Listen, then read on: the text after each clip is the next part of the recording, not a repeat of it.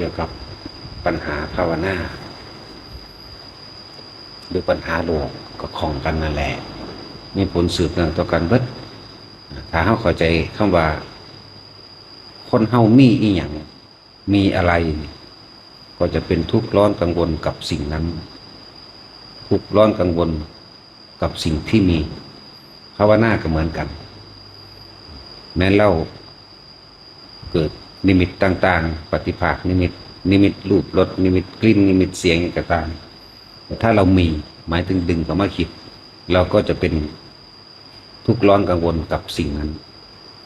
เมื่อไหร่ที่เธอมีเธอย่อมทุกข์และกังวลกับสิ่งที่เธอมีเหมือนกันเด็กเอามาเปรียบเทียบทั้งนอกและในแล้วคือเขามีรถเขาก็ห่วงรถนั่นเองเขามีบาทเขาก็ห่วงบาทเขามีเงินทองเขาก็ห่วงเงินทองแหละพวกภาวนาก็เหมือนกันไปสงสัยในนิมิตนั่นแหละคือมีนั่นแหละคือเก็บมานิมิตแบบใดก็ช่างนิมิตเป็นรูปร่างลักษณะท่าทางบุคคลต่างๆสัตว์ต่างๆสิ่งของต่างๆแต่เขาเก็บเขามาคิดนั่นแหละกังวลกับสิ่งนั้นเรียกว่าข้ามความสงสัยไปบ่ได้ข้ามนิวรณ์บ่ได้นิวรณ์แปลว่ากังวลก็สิไปกังวลหาชื่อหาเหตุหาผลหรือหาสื่อเสียงมันเห็นอย่างยังบอกว่าบ่ว่านอกบ่ว่าในให้มันมีความว่างคิดเป็นกลางได้เสมอกันนอกกับบ่มีในกับบ่มีคือบ่นำมาคิดนั่นเองในแต่สิเปรียบอย่างหนึ่งเข้าใจง่ายเปรียบเสมือนว่าฝันแต่เฮาฝันว่าเครื่องบินตกบ้านหลังนั้นหลังนี้แต่เฮานำมาคิดทุกข์ร้อนกังวลกับสิ่งที่นำเข้ามาคิดนั่นแหละมีก็ได้ฝันว่าแขวร้อนแขวรุดโอ้ล่างบดีนั่นล้วนแล้วตั้งแต่ทุกข์ร้อนกังวลกับสิ่งที่นำเข้ามาคิดนั่นแหละคำว่ามีแต่ว่าคิดมันสิไปมีอย่างอารมณ์ก็เกิดบ่ได้นั่นแหละก็ว่ามีอย่างมีอารมณ์มีความไม่พอใจมีความไม่สบายใจมีความกังวลมีความทุกข์มีความร้อนแล้วก็หาวิธีแก้นั่นแหละว่าต้องแก้ว่างไปเลยรู้เฉยๆเห็นเฉยๆแค่เห็นแต่ไม่นำเข้ามาคิดแค่ได้กลิ่นแค่ได้ยินแค่ได้รสแค่ได้สัมผัสเฉยๆจะเป็นนำเข้ามาคิดปรุงแต่งนึกยังไปมันบ่เกิดแซ่อยู่อันเดียวเว้าอยู่ตลอดมันบ่ได้แช่อยู่อย่างนั้นเด้อันจริงที่เฮาเห็นก็ดีบ่ตกข้างบ่เที่ยงอยู่จังสั่นเด้มันบ่แซ่อยู่จังสั่นเด้มันก็แค่เกิดแค่ดับอันนึงเกิดอันนั้นก็ดับอันใดเกิดอันนั้นก็ดับมันแซ่อยู่บ่ก็บ่แซ่แต่ว่าการละอารมณ์ก็คือการบ่นำเข้ามาคิดถ้าบ่คิดแล้วอารมณ์เกิดบ่ได้พบดับมันมีอยู่แค่นี้มันบ่ได้มีอย่างมากมายหรอกวิธีตัดกังวลคือลมหายใจวิธีตัดห่วงวิธีตัดกังวลวิธีตัดสิ่งที่มีแน่นิ่งอยู่กับลมหายใจนั่นแหละผู้ฝึกลมหายใจไปแล้วต่อจากลมหายใจมันก็มีอาการปิติระหว่างลมหายใจกับปิติอยู่น้ำกันก็ได้ระหว่างลมหายใจหายไปเฮาบ่ได้คิดถึงมันแต่ว่ามีอาการปิติเกิดขึ้นในจุดใดจุดหนึ่งที่เฮากำหนดมันขึ้นมาหรือฐานที่ตั้งแห่งจิตก็อยู่ในฐานมันนั่นแหละความรู้สึกทางกายก็อยู่ในฐานแต่ความรู้สึกทางกายคืออันเรียกว่าปิติเกิดปิติปราโมทย์อิ่มเอิบอยู่ในสั่นก็อยู่จังสั่นแหละว่าต้องเอาความคิดไปพาไปแฝงไปหาเหตุผลอย่างกับมันวิธีละคือไม่นำเข้ามาคิดถ้ายังคิดมิใช่ละแต่ยังคิดอยู่อารมณ์เกิดพอใจกับบ่พอใจอารมณ์เกิดพบเกิดตายตอนนั้นชาติชรามรณะกับติดตามทันทีเลยชาติไปว่าเกิดชราต่อไปเลยแล้วก็เตรียมตัวตายอีกคือเก่านั่นแหละชาติชรามรณะหลุดแล้วนั่นแหละถึงว่า ห็นหยังก็สร้างโดยภายในมันก็บ่ได้เห็นสิ่งเดียวหรอกนะเข้าใจคำว่าเกิดดับเข้าใจคำว่าอนิจจังบ่เข้าใจคำว่าอนัตตาบ่เข้าใจคำว่านิจจังกับอนิจจังบ่มันบ่มีอีหยังเที่ยงมันบ่มีหยังแส่อยู่จังซั่นมันมีตั้งแต่เกิดแล้วก็เปลี่ยนแปลงไปเสื่อมสลายไปคือตาเฮาเหลียวเบิ่งไปตามต้นไม้เห็นต้นจิกเห็นต้นกุงเห็นต้นแดงเห็นต้นนั่นเห็นต้นนี้นี่แหมเฮาคือบ่แส่เบิ่งเฉพาะต้นไม้ต้นเดียวนี่แหมเหลียวผ่านไปเบิดทุกสิ่งทุกอย่างในต้นไม้10ต้นแต่เฮานำต้นใดต้นหนึ่งเข้ามาคิดกังวลเร่าร้อนอารมณ์เกิดกับต้นไม้ที่เฮานำเข้ามาคิดแม้นบุคคลก็เหมือนกันเดี๋ยวบางผ่านคน20-30คนผ่านตาไปถ้าไปสะดุดกับผู้ใดผู้หนึ่งปุ๊บนำเข้ามาคิด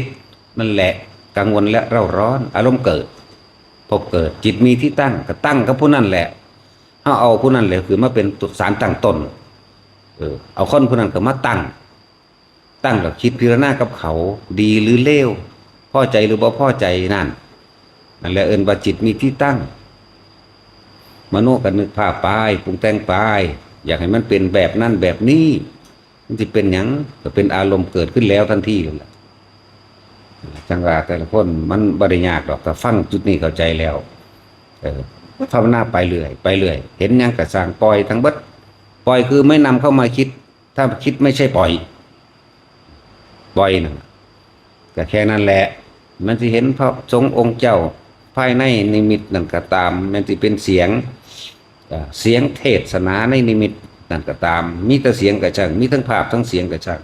ทั้งคนทั้งเสียงทั้งรสทั้งกลิ่นในหันก็ตามปล่อยเบิดคำว่าปล่อยคือบ่นำเขามาคิดแต่เพิ่นจึงให้พวกเขาหาเครื่องอยู่เพิ่นขึ้นเน้นอย่างเน้นชาญก็คือเพ่งอยู่ในจุดเดียวเพื่อบ่ให้จิตมันซอสายกระจายความคิดออกไปในบุคคลสัตว์สิ่งของในรูปในรสในกลิ่นในเสียงกระจายความคิดเพิ่นจึงเฮ็ดให้พวกเฮานั่นทรงฌานเพื่อให้เกิดความเคยชินแต่มันชินแล้วยังเกิดมันก็เหลียวเห็นแค่นั้นแหละมันก็แค่เกิดกับดับมันแหละเนี่ยมันบ่แซ่ยุ่งสั่นดอกนี่บ่มีอีหยังจีรังยืนดอกเป็นแบบนั้นแหละจังว่า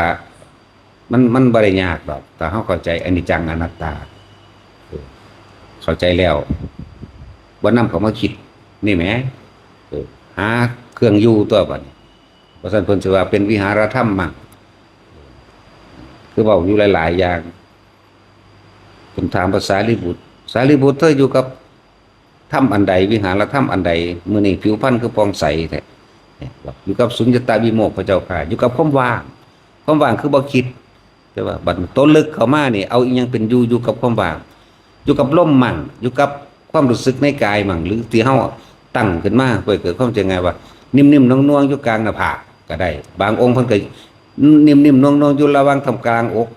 บางองค์เพิ่นก็อยู่ในระหว่างทำกลางสะดือแล้วแต่มันสิเคลื่อนแต่ว่าบ่หนีออกจากความรู้สึกนั้นและวิธีอยู่กับความว่างมั่งบางองค์ก็อยู่ใน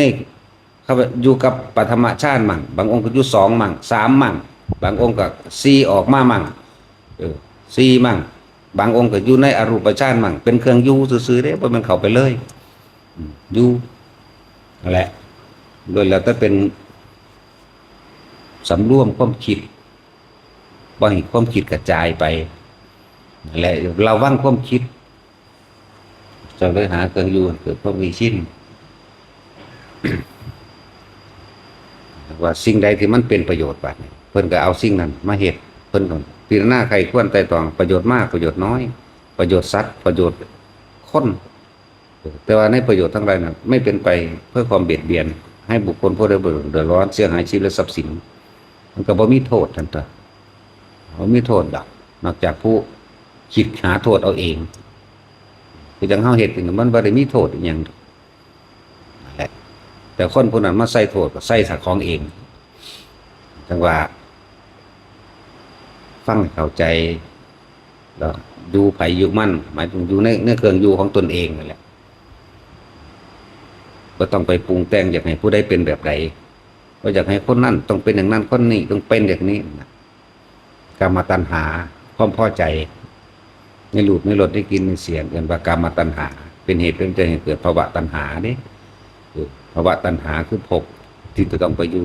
ขณะไปเกิดในภพนั้นๆได้อาหารนั้นๆแล้ววิภาวะตัณหาคือความบ่พอใจเด้ความขัดเครื่องใจในสิ่งที่มีได้วิภาวะตัณหามีอยู่แล้วกูว่าอยากได้แบบนี้กูอยากได้แบบนั้นอยากให้เป็นแบบนั้นแบบนี้นี่แหละคือความหลงคือความบรูต้องบอกว่าทุกคนเกิดมาพอความบรูว่าตัวของเห็นแก่ตัวเห็นแก่ได้เห็นแก่ดีเห็นแก่มีเห็นแก่เป็นจังว่าเฮาพยายามละความเห็นให้ได้ความเห็นสรุปความเห็นเรียกว่าละความเห็นเพราะความยังก็สร้างเกิดสิ่งใดสิ่งหนึ่งเกิดเป็นธรรมดาสิ้นก็ดับเป็นธรรมดาตลอดทั้งสิ่งทั้งหลายทั้งปวงเกิดเท่าไหร่ก็ดับแตกดับเท่านั้นสิ่งทั้งหลายทั้งปวงมีความเกิดขึ้นเป็นธรรมดาสิ่งทั้งหลายทั้งปวงเราก็ดับเป็นธรรมดาแม้แต่ความคิดของเฮาเองมันยังบ่เที่ยงนะความคิดเฮาเกิดความคิดเฮาก็ยังดับคิดกับผู้นั้นแหละก็บ่พอยังไปคิดกับผู้อื่นอีกคิดกับสัตว์คิดกับหมาคิดกับแมวคิดกับนกคิดกับดินคิดกับฟ้าดินอากาศ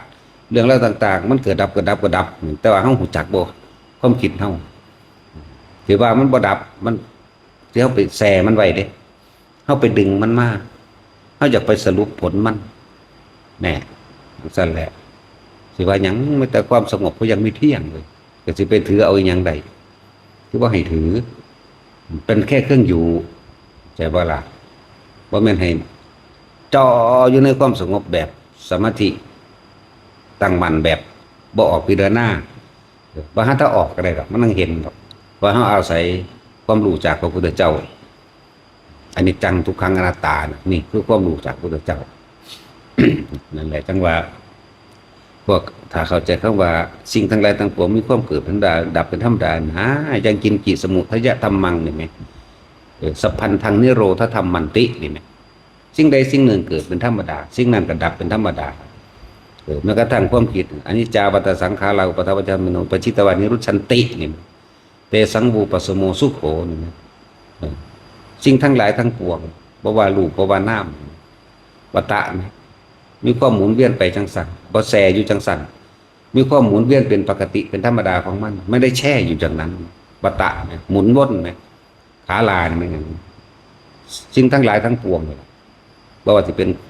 สังขารนอกอันเป็นเครื่องประกอบโดยวัตถุบ่เป็นสังขารในโดยคิดความคิดความเข้าไปสงบระงับดับความคิดเป็นสุขอย่างยิ่งแหละจังว่าอุปทาวายธรรมนี่เนาะอุปชิตแต่ว่านิรุชันตินี่เตสังบูนี่แหมเตสังบูปสโมสุโขการเข้าไปสงบระงับความคิดนั่นแหละถึงว่าสงบระงับก็คือต้องหาเครื่องอยู่หาที่อยู่เลื่อนแห่งใจทรงฌานจะเลื่อนฌานอยู่กับความปิติอยู่กับจิตหนึ่งอยู่กับความรู้สึกในกายกายเวทนาจิตจิตเวทนากายเขาก็เห็นสิ่งทั้งหลายทั้งปวงมีความเกิดธรรมดาดับเป็นธรรมดาหรอกนั่นแหละจังหวะสติปัฏฐาน4เพิ่นก็บอกแนวทางเฮาไว้แล้วนั่นล่ะเพราะ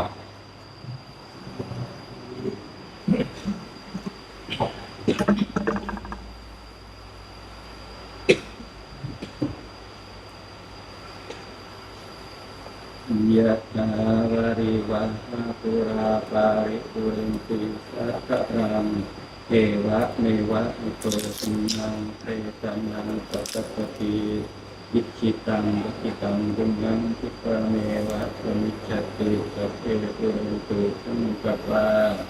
จันโทปนะระโสยะถามณิโสติสะโสยะถาสัพพิติโยวิวัชชันตุ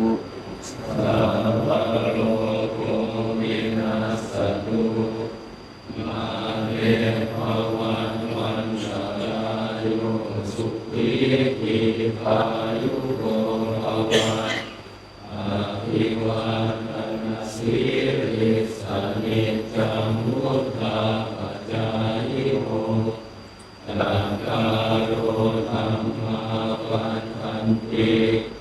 อายุวันโนสุขังภาลังวะปุจจาภมังคะลังยาคันตุสัพพเทวตาสัพพะพุทธานุภาเวนะสัพ ธิภวันตุเตภวันตุสัพพมังคลังราคันตุสัพพเทวตาสัพพะธัมมานุภาเวนะสัทธาสุทธิภวันตุ